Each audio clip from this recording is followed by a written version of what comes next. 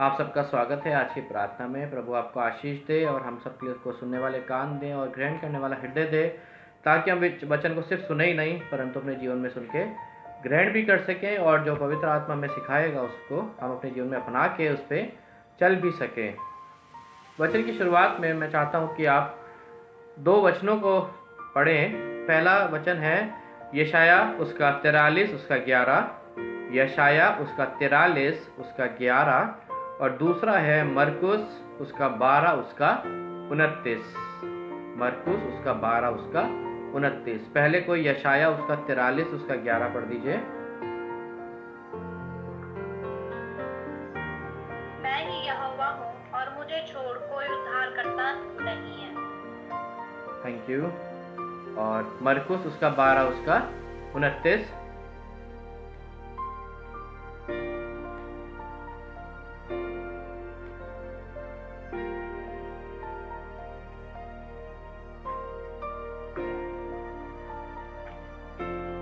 यीशु ने उसे उत्तर दिया, सब आज्ञाओं में से यह मुख्य है कि इस्राएल सुन, प्रभु हमारा परमेश्वर एक ही प्रभु है। Thank you. परमेश्वर का धन्यवाद इस वचन पे। इससे पहले कि आज का वचन शुरू किया जाए, एक छोटी सी बात मैं पूछना चाहता हूँ आप सब से, और मैं चाहता हूँ आप सब इस बात का जवाब दें। कितने लोग इस बात को मानते हैं या कितने लोग इस बात पे विश्वास करते हैं कि वचन में, पवित्र शास्त्र बाइबल में लिखी हुई हर एक बात 100% सच है और सही है? कितने लोग इस बात को मानते हैं कि वचन में लिखी हुई हर एक बात 100% सही है और सच है?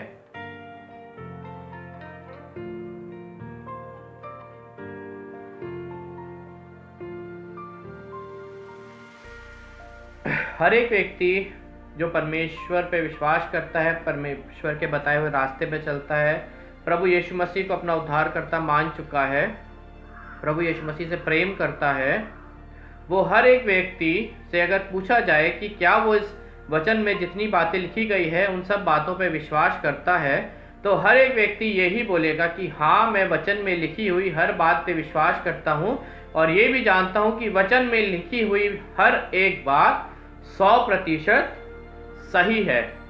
और वो इसलिए है क्योंकि वो सारी बातें परमेश्वर के द्वारा, परमेश्वर की अगुवाई में, पवित्र आत्मा की अगुवाई में लिखी गई थी। और इस वजह से हर एक विश्वासी ये कह सकता है और कहता भी है कि पवित्र शास्त्र बाइबल में लिखी हुई हर एक बात पे वो विश्वास करता है, क्योंकि हर एक बात सच है। हालेलुया। आज हमारा आज का जो टॉपिक है, जो शीर्षक है, विषय है, वो है एकमात्र परमेश्वर। जैसे आपको पहले ही बता दिया गया कि आज का जो विषय है जिस बारे में हम सुनेंगे वो है एकमात्र परमेश्वर। और इस बात को, इस विषय को हम 2 भागों में जानेंगे। पहला भाग है जब हम बात करते हैं कि हर एक बात वचन में लिखी गई है वो सच है, वो उस बातों पे विश्वास करना चाहिए। मगर कई बार व्यक्तिगत रूप से वचन से भी हम देखेंगे कि कैसे, हम एक्सप्लेन करूंगा मैं आपको वचन से कैसे, परंतु हम आज वचन में देखेंगे कि कैसे कुछ लोग जो विश्वासी भी थे, परमेश्वर पे विश्वास करते थे, परमेश्वर के रास्ते पे चलते थे, कैसे उन लोगों ने अपने जीवन के द्वारा, अपने कार्य को द्वारा, अपने शब्दों के द्वारा उन बातों का जिस पे वो विश्वास करते थे कि हाँ ये बात सच है, सही है, उन बातों का अपने जीवन के द्वारा, अपने शब्दों के द्वारा, अपने कार्यों को द्वारा इनकार किया। पहले भाग में हम देखेंगे कि कैसे वो बातें जो वचन में लिखी गई है, कैसे बाइबल में दिए हुए लोगों ने, वो लोग जो परमेश्वर से प्रेम करते थे, परमेश्वर के चुने हुए थे, परमेश्वर पे विश्वास करते थे, परमेश्वर के कार्य पे करते थे, परमेश्वर के रास्ते पे चलते थे, कैसे उन लोगों ने उन बातों का इनकार कर दिया जिनको वो मानते थे कि वो बातें सच है। कैसे उन्होंने अपने जीवन के द्वारा, अपने कार्यों के द्वारा, अपने बातों के द्वारा, शब्दों के द्वारा उन बातों का इनकार कर दिया। और आज हम इसका पहला भाग देखेंगे और दूसरा भाग हम अगले संडे को देखेंगे, और उसमें हम देखेंगे कैसे आज के लोग उन बातों का इनकार करते हैं जिन पे वो विश्वास करते हैं। हालेलुया।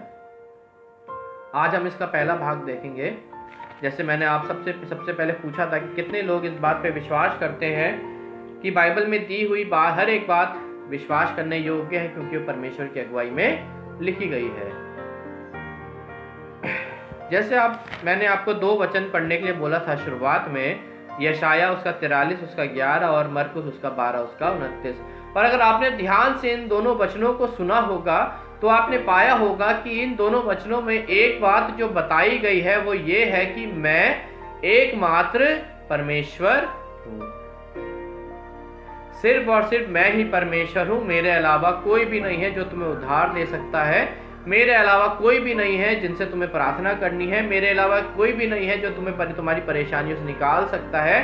सिर्फ और सिर्फ मैं ही एकमात्र परमेश्वर हूँ जिससे तुम्हें प्रेम करना है, जिस पे तुम पे विश्वास करना है और जिसके सामने अपने धन्यवाद के भेंट तुम्हें लाने हैं और जिसके सामने तुम्हें अपनी प्रार्थनाएं भी लानी है। अगर आपने ध्यान से इन दोनों वचनों को सुना होगा तो आपने पाया होगा कि दोनों वचन में यही लिखा है कि सबसे बड़ी आज्ञा भी यही है कि मैं ही एकमात्र प्रभु हूँ और तुम्हें सिर्फ और सिर्फ मेरे पे ही विश्वास करना है और कोई मेरे अलावा नहीं है।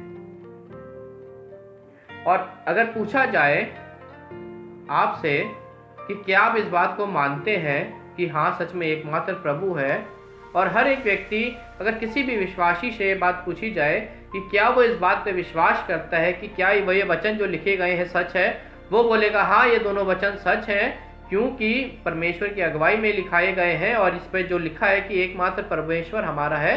और वो सच बात है क्योंकि हम जानते हैं कि सिर्फ और सिर्फ एकमात्र परमेश्वर हमारा है। परंतु हम बाइबल में से कुछ उदाहरणों को देखेंगे कि परमेश्वर के चुने हुए लोग, परमेश्वर से प्रेम करने वाले लोग, परमेश्वर के रास्ते पे चलने हुए वाले लोग, परमेश्वर की आज्ञाओं को मानने वाले लोगों ने भी अपने जीवन के द्वारा, अपने कार्यों के द्वारा, अपने चुनाव के द्वारा, अपने शब्दों के द्वारा इस बात का इनकार कर दिया, या कह सकते हैं उन्होंने इस बात को गलत करने को प्रूव कर दिया कि हमारा एकमात्र परमेश्वर सिर्फ और सिर्फ एकमात्र परमेश्वर ही है। कुछ उदाहरणों को हम देखेंगे। पहला उदाहरण हमें मिलता है निर्गमन की पुस्तक में। मैंने बहुत बार आपको अपने वचन से पहले भी या वचन में भी इजराइलियों के बारे में बता चुका हूं और आप सब जानते हैं इजराइलियों के जीवन के बारे में। थोड़ा सा मैं आपको बताना चाहता हूं कि जब इजराइली लोग मिस्र देश की गुलामी में थे, ध्यान से सुनिएगा, जब इजराइली लोग मिस्र देश की गुलामी में थे वो बहुत परेशान थे, बहुत दुखी थे, बहुत बेकार किस्म का जीवन वो वहां पे जी रहे थे। और जब उन्होंने परमेश्वर से प्रार्थना करी, अपने दुख संकट परेशानियों को परमेश्वर के आगे ले गए प्रार्थनाओं के द्वारा, तो वचन कहता है परमेश्वर ने उनके दुखों पे, उनकी प्रार्थनाओं पे, उनके संकटों में, उनकी परेशानियों में अपने कान को लगाया और देखा कि मेरे लोग जो इजरायली हैं वो मिस्र देश की गुलामी में परेशान हैं। तब उसने अपने एक दास मूसा को चुना ताकि मूसा जाके इजरायलियों को मिस्र देश की गुलामी से निकाल के ले आए। और मूसा ने ऐसा किया भी। मूसा गया, मिस्र देश गया, वहां पे इजरायलियों को, वहां इजरायली जो बंदी थे, जो कैप्टिविटी में थे, वहां से उनको छुड़ाया और उस जगह की तरफ उसको ले जाने लगा। पूरे इजरायलियों को उस जगह की तरफ उन्होंने यात्रा शुरू कर दी जिस जगह का वादा परमेश्वर ने उनको देने के लिए किया था, जिसको हम इंग्लिश में प्रॉमिस लैंड भी कहते हैं।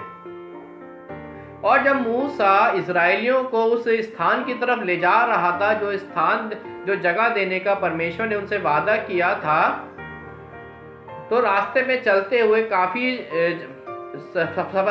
सफर वो तय कर चुके थे।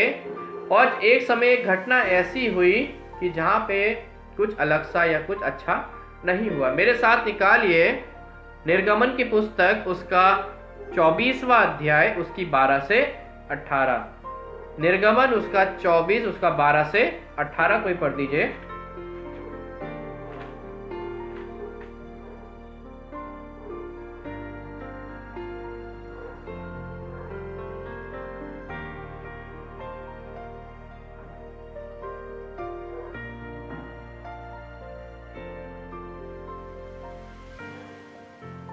निर्गमन उसका 24, उसका 12 से 18।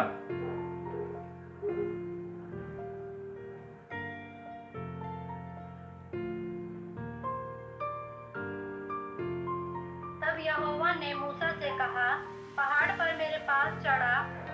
वहीं रहे और मैं तुझे पत्थर की पटियाएं और अपनी लिखी हुई व्यवस्था और आज्ञा दूंगा कि तू उनको सिखाए।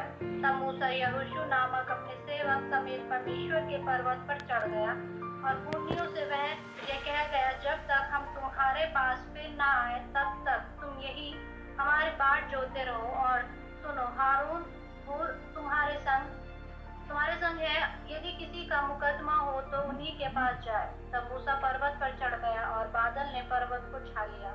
तब यहोवा के तेज ने सीने पर्वत पर निवास किया और वह बादल उस पर 6 दिन तक छाया रहा। और 7वें दिन उसने मूसा को बादल के बीच में से पुकारा। इस्राएलियों की दृष्टि में यहोवा का तेज पर्वत की चोटी पर प्रचंड आग के समान दिखाई पड़ता था।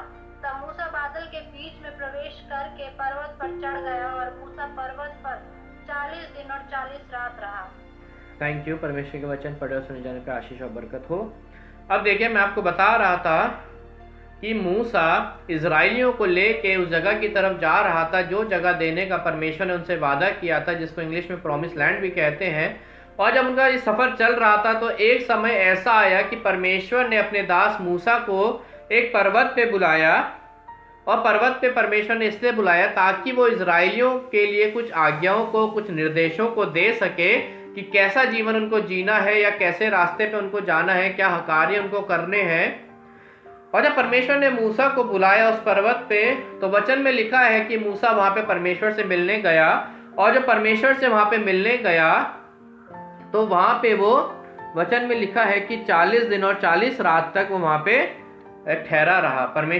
जिस परमेश्वर ने उसको जिस पर्वत पे बुलाया था, और मूसा जब परमेश्वर से मिलने गया तो वहां पे वो 40 दिन और 40 रातों तक वहां पे ठहरा रहा। परमेश्वर ने मूसा को इसलिए बुलाया था ताकि वो कुछ आज्ञाओं को, कुछ निर्देशों को पट्टियों पे लिख के व्यवस्था के रूप में मूसा को दे, ताकि वो व्यवस्था वो जाके इजराइलियों को बताए, वो आज्ञाएं इजराइलियों को बताए, वो निर्देश इजराइलियों को बताए, वो क्या परमेश्वर इजराइलियों से क्या चाहता है, वो सारा मूसा को बताया गया ताकि वो जाके इजराइलियों को बताए। मगर वचन में लिखा है कि मूसा को उस पहाड़ पे 40 दिन और 40 रात हो चुके थे। अब 40 दिन और 40 रात जब मूसा को उस पहाड़ पे हो चुके थे तो देखिए उसके बाद क्या होता है।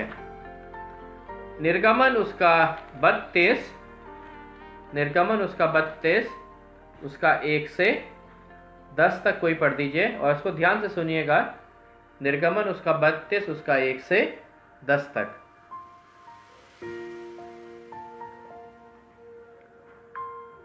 जब लोगों ने देखा कि मूसा को पर्वत से उतरने में विलंब हो रहा है, तब वे हारून के पास इकट्ठे होकर कहने लगे, अब हमारे लिए देवता बना जो हमारे आगे आगे चले, क्योंकि उस पुरुष मूसा को जो हमें मिस्र देश से निकाल ले आया है हम नहीं जानते कि क्या हुआ। हारून ने उनसे कहा, तुम्हारी स्त्रियों और बेटे बेटियों के कानों में सोने की जो बालियां हैं उन्हें उतारो और मेरे पास ले आओ। तब सब लोगों ने उनके कानों से सोने की बालियों को उतारा और हारून के पास ले आए। हारून ने उन्हें उनके हाथ से लिया और एक बछड़ा ढाल कर बनाया और टाकी से गड़ा। सब लोग कहने लगे, हे इस्राएल, तेरा ईश्वर जो मुझे मिस्र देश से छुड़ा लाया है वह यही है। यह देख के हारून ने उसके आगे एक वेदी बनवाई और यह प्रचार किया, कल यहोवा के लिए पर्व होगा। और दूसरे दिन लोगों ने भोर को उठकर मूंगफली चढ़ाए और मेल बलि ले आए, फिर बैठकर खाया पिया और उठकर खेलने लगे। तब यहोवा ने मूसा से कहा, नीचे उतर जा, क्योंकि तेरी प्रजा के लोग जिन्हें तू मिस्र देश से निकाल ले आया वे बिगड़ गए हैं। और जिस मार्ग पर चलने की आज्ञा मैंने उनको दी थी उसको झटपट छोड़कर उन्होंने एक बछड़ा ढाल कर बना लिया। फिर उसको दंडवत किया और उसके लिए बलिदान भी चढ़ाया और यह कहा कि इस्राएलियों, तुम्हारा ईश्वर जो तुम्हें मिस्र देश से छुड़ा ले आया है वह यही है।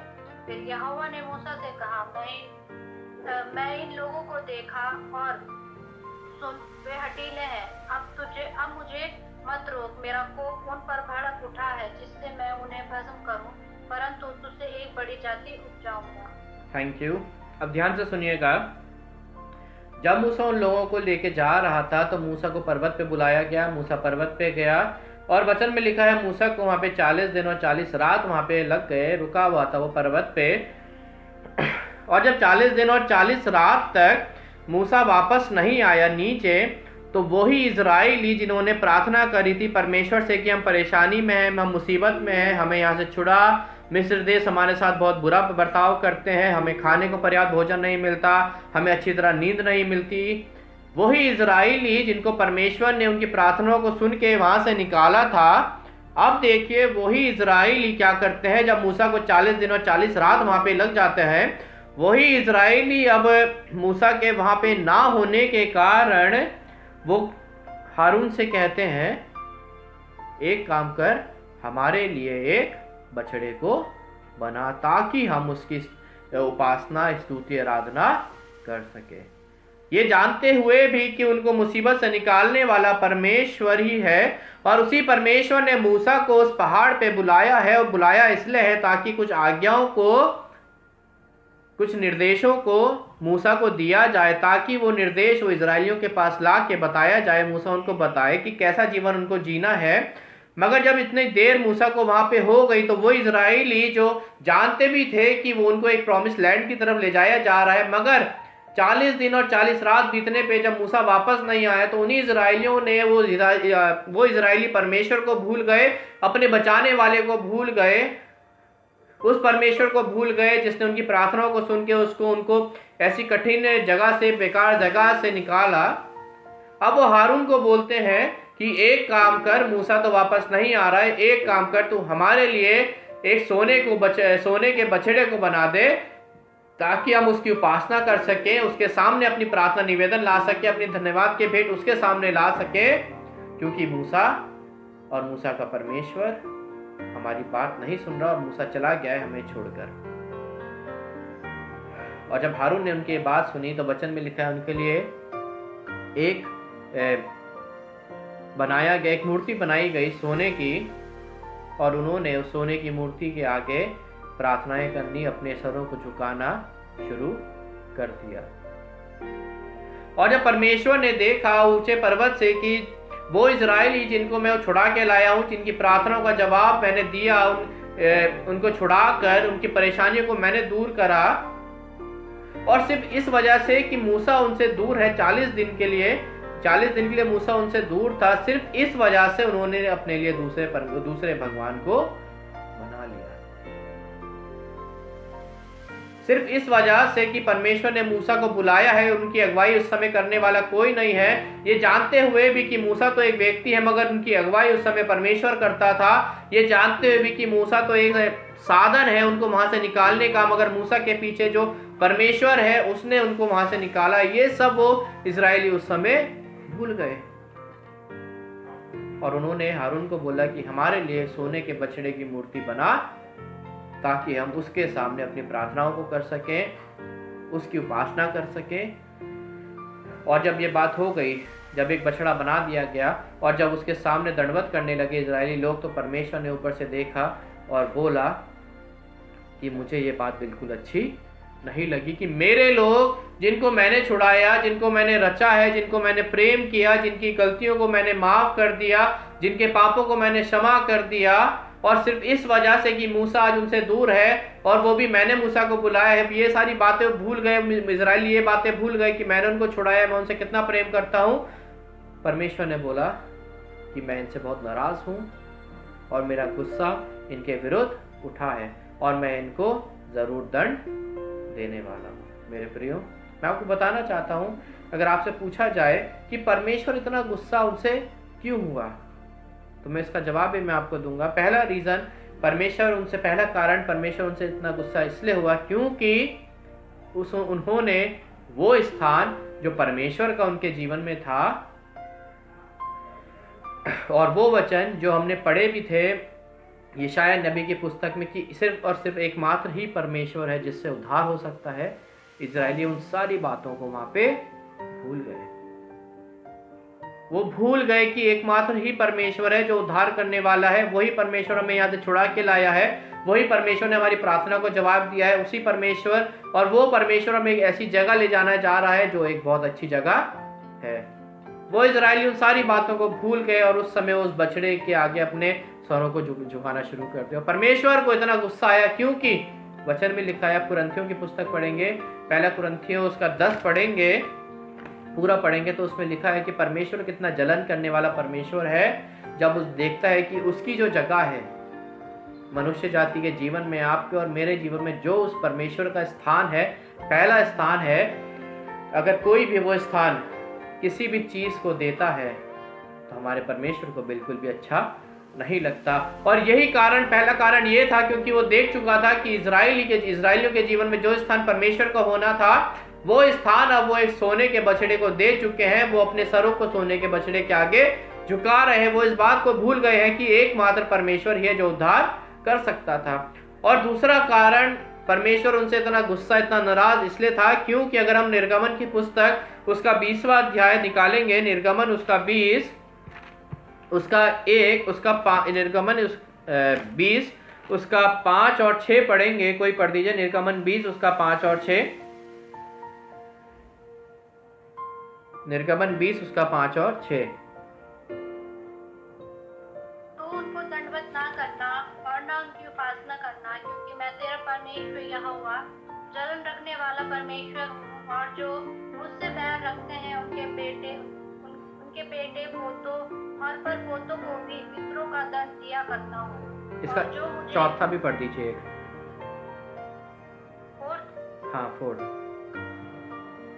तो अपने लिए कोई मूर्ति खोद कर ना बनाना, ना किसी की प्रतिमा बनाना जो आकाश में या पृथ्वी पर या पृथ्वी के जल में है, तो उनको दंडवत ना करना और ना उनकी उपासना करना, क्योंकि मैं तेरा परमेश्वर यहोवा जलन रखने वाला परमेश्वर हूँ। और जो मुझसे बैर रखते हैं उनके बेटों पोतों और पर पोतों को भी पितरों का दंड दिया करता हूँ। और जो मुझसे प्रेम रखते हैं और मेरी आज्ञाओं को मानते हैं उन हजारों पर करुणा किया करता हूँ। Thank you. अब देखिए, परमेश्वर ने पहले ही इजरायलियों को बता दिया था ये 10 आज्ञाएं दे के कि तू अपने लिए कोई मूर्ति खोद कर ना बनाना, तू मेरा स्थान किसी और को मत देना, तू किसी और के आगे दंडवत मत करना, क्योंकि उनको पहले ही वार्निंग दे दी गई थी कि मैं एक जलन रखने वाला परमेश्वर हूं और मुझे बिल्कुल भी अच्छा नहीं लगता कि किसी के भी जीवन में मेरा स्थान किसी और चीज को दिया जाए। इसके 20वें अध्याय में ये सारी वार्निंग इजरायलियों को पहले दे दी गई थी, मगर इसके आगे हम पढ़ते हैं, इसके 32वें अध्याय में हम पढ़ते हैं कि ये सब जानने के बाद भी कि परमेश्वर ने उनको पहले ही वार्निंग दे दी थी कि हमें क्या क्या नहीं करना, हमें कोई मूर्ति खोद कर नहीं बनाना, किसी भी मूर्ति के आगे दंडवत नहीं करना, क्योंकि ये करने से परमेश्वर नाराज होता है। परमेश्वर नाराज होगा तो परमेश्वर का क्रोध भी आएगा। ये सब इजरायली लोग बहुत अच्छे से जानते थे, मगर सिर्फ इसलिए कि मूसा परमेश्वर से मिलने गया है और 40 दिन 40 रात उसको वहां पे हो गए हैं, उनको तो ये करना चाहिए था कि उनको उस 40 दिन और 40 रात जब वो मूसा का इंतजार कर रहे थे, परमेश्वर की स्तुति आराधना करनी चाहिए थी, परमेश्वर की जय जयकार करनी चाहिए थी, उसकी तारीफ करनी चाहिए थी, ये बोल के कि परमेश्वर तू धन्य है, तू हमें ऐसी जगह से निकाल के लिए आया जहाँ पे हमको खाने को नहीं मिलता था, जहाँ बिल्कुल खुश नहीं थे। मगर ये ना करके उन्होंने अपने लिए सोने का बछड़ा बना लिया और उसके आगे दंडवत करने लगे। और इसलिए परमेश्वर को इतना गुस्सा आया क्योंकि परमेश्वर ने उनको पहले ही बता दिया था कि तुमने ये सारी चीजें नहीं करनी है। जानते हुए भी उन्होंने इन सारी बातों को करा, अपने लिए मूर्ति बनाई और उसके आगे दंडवत किया, ये जानते हुए कि परमेश्वर को ये बिल्कुल भी पसंद नहीं है।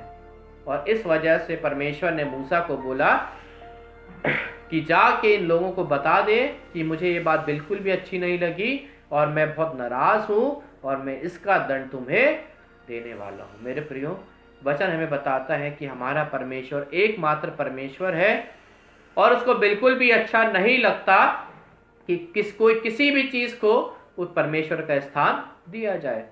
वो चीज कोई भी हो सकती है। अगले संडे जब हम इसका सेकंड भाग देखेंगे कि कैसे आज के लोग परमेश्वर का स्थान किसी दूसरी चीज को देते हैं और कैसे वो इनकार करते हैं इस बात का कि एक ही मात्र परमेश्वर है। आज हम वचन में दिए हुए कुछ लोगों के द्वारा जान रहे हैं और पहला एग्जाम्पल हमें देखा हमने इजरायली।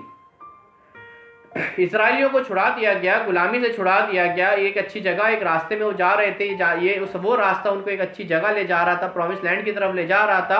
और रास्ते में सिर्फ इसलिए कि मूसा उनको उनके पास से परमेश्वर से मिलने गया, क्योंकि ताकि परमेश्वर उनको मूसा को आज्ञाएं दे, वो आज्ञा वो जाके इजराइलियों को बताए। और इसी 40 दिनों के अंदर अंदर इजराइलियों का विश्वास इतना कम हो गया, तो इजराइलियों का प्रेम इतना कम हो गया, इजराइली इतने भटक गए कि उन्होंने परमेश्वर का स्थान एक बछड़े को दे दिया। और परमेश्वर को यह बात बिल्कुल भी अच्छी नहीं लगी कि किसी मूर्ति को, किसी प्राय देवता को परमेश्वर का स्थान दिया जाए। वो बहुत गुस्सा इस बात से होता है, और ये बात हम इस उदाहरण के द्वारा जान चुके हैं मेरे प्रियो। और मैं उम्मीद करता हूँ, मैं विश्वास करता हूँ कि आपको ये उदाहरण बिल्कुल अच्छे से समझ आ गया होगा। और दूसरा उदाहरण अब हम देखेंगे। दूसरा उदाहरण हमें मिलता है पहला राजा, उसका 3रा अध्याय। दाऊद के बारे में हर एक व्यक्ति जानता है। मैंने पिछली बार दाऊद के जीवन के बारे में आपको बताया था।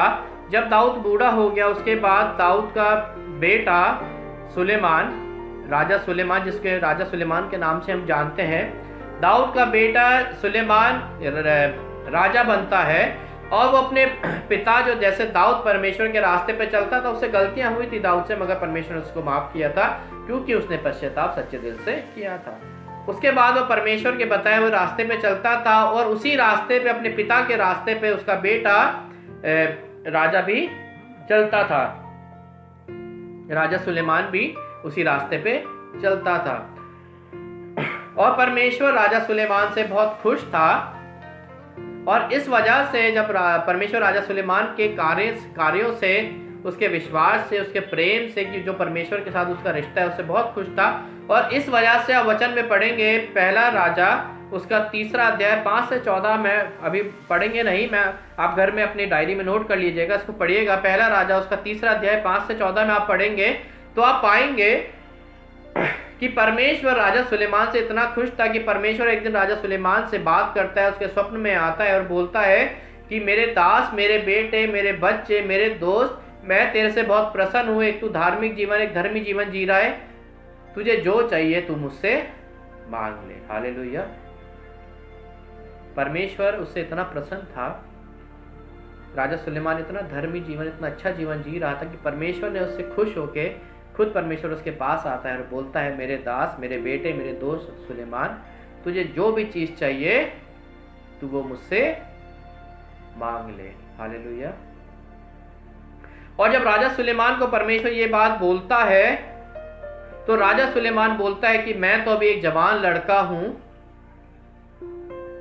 मेरे प्रभु, मेरे परमेश्वर, मुझे कुछ मत दे, बस मुझे बुद्धि दे दे कि मैं इन लोगों का, अपनी प्रजा का अच्छे से न्याय कर सकूं। हालेलुया। वो राजा सुलेमान जो चाहता तो प्रॉपर्टी मांग सकता था, पैसा मांग सकता था, धन संपत्ति मांग सकता था, एक अच्छा कभी ना खत्म होने वाला जीवन मांग सकता था, अमीर बनने की इच्छा के रख कर वो बहुत सारी चीजें अपने परमेश्वर से मांग सकता, क्योंकि परमेश्वर ने ओपनली उसको बोला था कि तुझे जो भी चाहिए मैं तुझे दे दूंगा, क्योंकि तू मेरा दास है, एक अच्छा धर्मी व्यक्ति तू है। मगर सुलेमान की बुद्धि इस वजह से, इससे पता चलती है कि एक्सक्यूज मी, राजा सुलेमान ने बोला कि मेरे प्रभु, मेरे परमेश्वर, तू मुझे बुद्धि दे दे ताकि मैं अपनी प्रजा का न्याय सही से कर सकूं। और जब परमेश्वर सुलेमान के इन शब्दों को सुनता है तो उससे इतना खुश होता है कि वो उसको बहुतायत से बुद्धि और ज्ञान तो देता ही है, मगर उसको धन संपत्ति भी इतनी दे देता है कि वचन में लिखा है राजा सुलेमान इतना अमीर था कि उसके जितना कोई अमीर नहीं था। हालेलुया।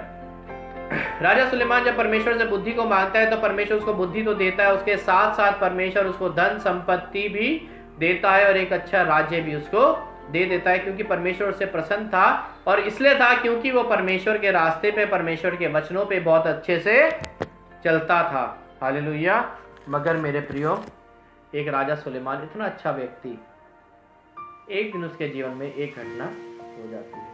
वो राजा सुलेमान जो इस बात पे विश्वास करता था कि एकमात्र परमेश्वर ही है जो गुनाहों की माफी दे सकता है, जो उद्धार दे सकता है, जो पश्चाताप, जिसके द्वारा पश्चाताप, जिसके सामने हम अपने प्रार्थना निवेदनों को लाते हैं, अपने पापों को लाते हैं, जो हमें क्षमा करता है। राजा सुलेमान ये जानता था और इस वजह से वो उस परमेश्वर के बताए हुए रास्ते पे चलता था, मगर एक दिन राजा सुलेमान से भी गलती हो जाती है। मेरे साथ निकालिए पहला राजा उसका 11वां अध्याय उसका 1 से 11। पहला राजा उसका 11वां अध्याय उसका 1 से 11। कोई पढ़ दीजिए। पहला राजा उसका 11 1 से 11। ध्यान से सुनिएगा इसको। परंतु राजा सुलेमान फिरौन की बेटी और बहुत सी विजातीय स्त्रियों से जो मोआबी, अमोनी, तमोनी, सिदोनी और हित्ती की प्रीति करने लगा। वे उन जातियों की थी जिनके विषय में यहोवा ने इस्राएलियों से कहा था, तुम उनके मध्य में न जाना और न वे तुम्हारे मध्य में आने पाए। वे तुम्हारा मन अपने देवताओं की ओर निसंदेह फेरेंगी। उन्हीं की प्रीति में सुलेमान लिप्त हो गया। उसके 700 रानियां और 300 रखैलियां हो गई थी और उनकी इन स्त्रियों ने उनका मन बहका दिया।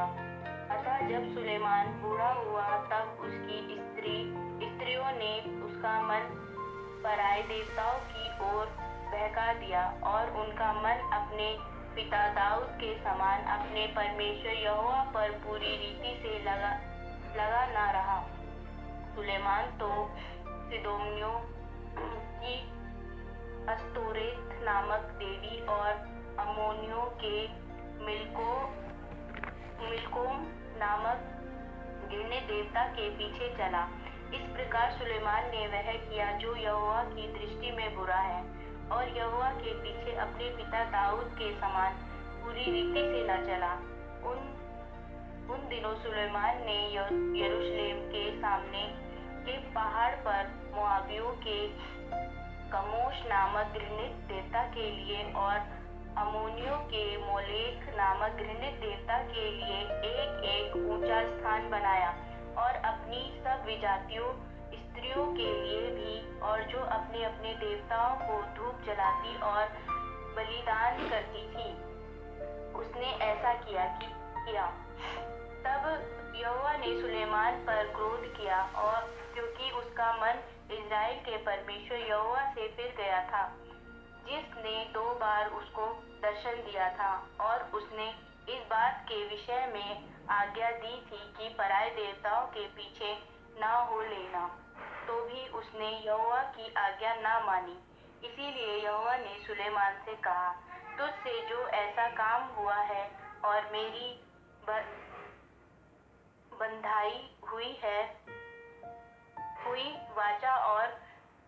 हुई वाचा और दी हुई विधि तूने पूरी नहीं की, इस कारण मैं राज्य को निश्चय तुझसे छीन कर तेरे एक कर्मचारी को दे दूंगा। Thank you. अब देखिए, हम राजा सुलेमान के बारे में देख रहे थे। राजा सुलेमान जिससे परमेश्वर इतना खुश था कि परमेश्वर खुद उसके पास आता है, बोलता है कि मेरे बेटे, मेरे दोस्त, तुझे जो चाहिए तू मांग ले, क्योंकि तू मेरे रास्ते पे चलता है, मेरे बताए हुए रास्ते पे चलता है, मेरे वचनों पे चलता है। अब सुलेमान बोलता है मुझे बुद्धि दे दे ताकि मैं अपनी प्रजा का अच्छे से न्याय कर सकूं। और ये बात सुन के परमेश्वर इतना आनंदित होता है कि उसको बुद्धि से भरपूर कर देता है और इसके साथ साथ उसको एक धनी व्यक्ति भी बना देता है ताकि उसके राज्य में किसी चीज की कमी ना होने पाए। मगर समय बीतता जाता है और यहाँ पे देखते हैं हम राजा सुलेमान, जिसको वचन में लिखा है, परमेश्वर ने पहले ही बता दिया क्या कि देश, ऐसे कुछ देशों के नाम बताए थे कि इस देश की या इस देश की जहाँ पे परमेश्वर की उपासना नहीं होती, जिन देशों में परमेश्वर की उपासना नहीं होती, परमेश्वर ने बोल दिया था कि ऐसे देशों की लड़कियों से तुम शादी मत करना और ना उन लड़कियों से कुछ प्रीति रखना। मगर जब वचन पढ़ते हैं तो वचन में लिखा है कि जिस जगहों की लड़कियों से प्रीति रखने के लिए परमेश्वर ने मना किया था इजरायलियों को, राजा सुलेमान को, एक समय ऐसा आता है कि राजा सुलेमान उस देश की लड़कियों से प्रीति रखने लग जाता है। और परमेश्वर ने इसलिए मना किया था कि जिस देश की वो लड़कियां हैं वो देश परमेश्वर को पहला स्थान नहीं देते, वो किसी पराये देवताओं की उपासना करते हैं। इसके बाद वही राजा सुलेमान जो इस बात पे विश्वास करता था कि सिर्फ और सिर्फ एकमात्र परमेश्वर हमारा है, जिसके पीछे हमने चलना है, जो हमें उद्धार देता है। अब देखिए वो कुछ लड़कियों के चक्कर में, स्त्रियों के चक्कर में उसके जीवन में व्यभिचार आ जाता है। और वचन में लिखा है, जब उन वचन में लिखा है, इसके मैं एक बार और पढ़ देता हूँ आपके, पहला अध्याय। परंतु राजा सुलेमान फिरौन की बेटी और बहुत सी विजातीय स्त्रियों से, जो मोआबी, अम्मोनी, एदोमी, सिदोमी और हित्ती थी, प्रीति करने लगा।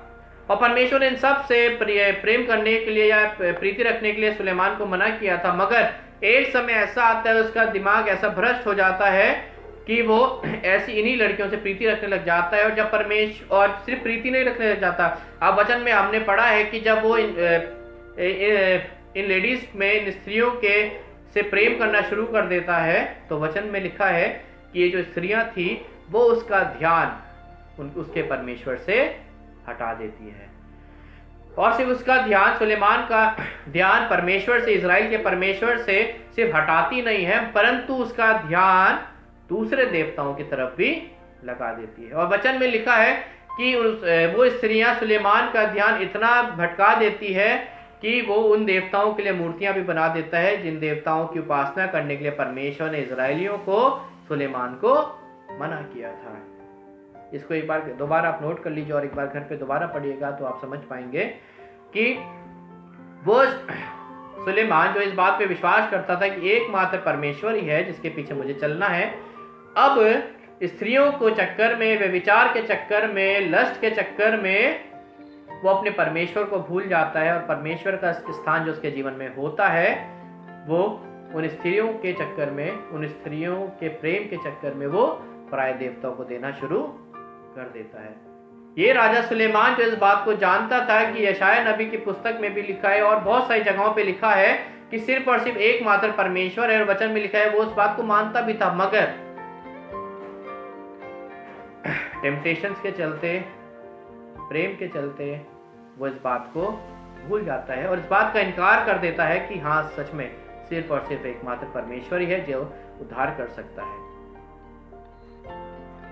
और सिर्फ इतना ही नहीं, वो स्त्रियां सुलेमान का ध्यान परमेश्वर से इतना भटका देती हैं कि उसका ध्यान दूसरे देवताओं पे लग जाता है। और जब परमेश्वर इस बात को देखता है कि जो सुलेमान मेरे रास्ते पे चलता था, इस बात को मानता था कि हाँ, मैं ही उद्धार देने वाला हूँ, जब वो इस बात को देखता है परमेश्वर, तो उस राजा सुलेमान से बहुत नाराज होता है कि मेरा बेटा जिससे मैं इतना खुश था, जो इतना अच्छा था, इतना बुद्धिमान था, इतना समझ वाला था, जो बोलता मुझे धन मत दे, मुझे बुद्धि दे दे, अब उसका ध्यान ऐसा भटक चुका है कि मेरे से हटके प्राय देवताओं पे चला गया है। और परमेश्वर को दोबारा गुस्सा आ जाता है। वही परमेश्वर जैसे उनको इजराइलियों पे गुस्सा आया था, उस परमेश्वर को अब राजा सुलेमान पे गुस्सा आ जाता है। और उस गुस्से का नतीजा ये होता है कि परमेश्वर बोलता है कि तेरा राज्य तुझसे छीन कर तेरे एक कर्मचारी को दे दिया जाएगा। मेरे प्रियो, इस वचन के द्वारा मैं आपको बताना चाहता हूँ, दो उदाहरणों के द्वारा मैं आपको बताना चाहता हूँ कि हमारा परमेश्वर बहुत जलन रखने वाला परमेश्वर है। और जैसे इजराइलियों के द्वारा गलती हुई कि उन्होंने परमेश्वर का स्थान किसी और को दे दिया, बछड़े को दे दिया, राजा सुलेमान से गलती हुई कि उसने परमेश्वर का स्थान दूसरे देवताओं को दे दिया। और ये जब इन्होंने करा तो परमेश्वर का क्रोध उनके खिलाफ भड़का और इजराइलियों को इसकी सजा मिली और राजा सुलेमान को यह सजा मिली कि उससे राज्य छीन लिया।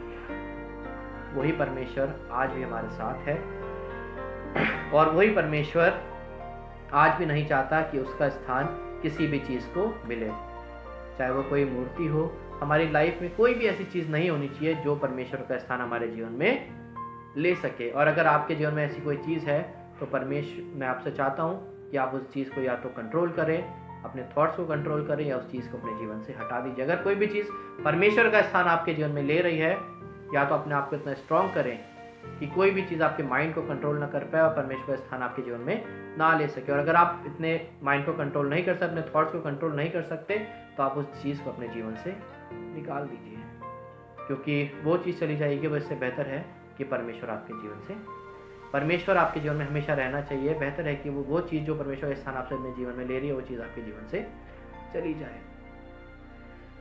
आज परमेश्वर आप सबसे खुश है मगर अगर हमसे कोई ऐसी चीज़ हो गई, गलती हो गई कि हमने परमेश्वर का स्थान किसी चीज़ को दे दिया, तो मेरा विश्वास कीजिए वही परमेश्वर जो आपसे आज प्रेम करता है, वही परमेश्वर आपसे गुस्सा भी होना जानता है, क्रोधित होना जानता है और आपको सज़ा भी देना जानता है। और अगले वचन में आपको मैं बताऊंगा, अगले संडे हम देखेंगे तो मैं बताऊंगा कि कैसे आज के लोग जो गलतियां इजराइलियों ने करी, परमेश्वर के स्थान किसी और चीज़ को दे दिया और परमेश्वर को गुस्सा दिलाया।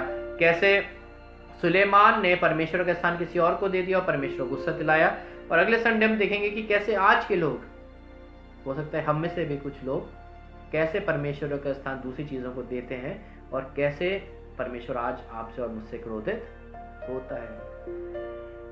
एक उदाहरण मैं आपके सामने बताऊंगा नहीं, मैं बस आपको ये बताना चाहता हूँ कि अगर आप इसके बारे में और जानना चाहते हैं कि परमेश्वर हमसे कैसा क्रोधित होता है और कैसे परमेश्वर का स्थान जो परमेश्वर को मिलना चाहिए, जब आप नोट कर लीजिए अपनी डायरीज में कि दूसरा राजा उसका 22 और 23 चैप्टर, दूसरा राजा उसका 22 और 23 चैप्टर, इसमें राजा योशिया के बारे में बताया गया है। आप अपनी पर्सनल स्टडी में ज़रूर इसको पढ़िएगा और आपके ये बात जो आज मैं वचन के द्वारा आपको बता रहा हूँ, आप और अच्छी तरह से समझ पाएंगे कि कैसे जब परमेश्वर का स्थान जो परमेश्वर को मिलता है तो परमेश्वर कितना खुश होता है, और अगर परमेश्वर का स्थान कितना किसी और चीज़ को दिलता है। तो आप योशिया की नबी की पुस्तक राजा योशिया के बारे में पढ़ेंगे तो आप देख पाएंगे कि कैसे उसने हर वो चीज़ को हटा दिया, उस राज्य से, अपनी बिल्डिंग से, अपने राज्य से निकाल दिया जो भी चीज़ परमेश्वर का स्थान वहाँ पे ले रही थी। एक वचन मैं चाहता हूँ कि आखिरी में पढ़ेंगे, इससे पहले कि मैं वचन खत्म करूँ। भजन संहिता उसका 16 उसका 4 का पहला भाग, भजन संहिता उसका 16 उसका 4, कोई पढ़ दीजिए। भजन संहिता उसका 16 उसका 4 का ए पार्ट।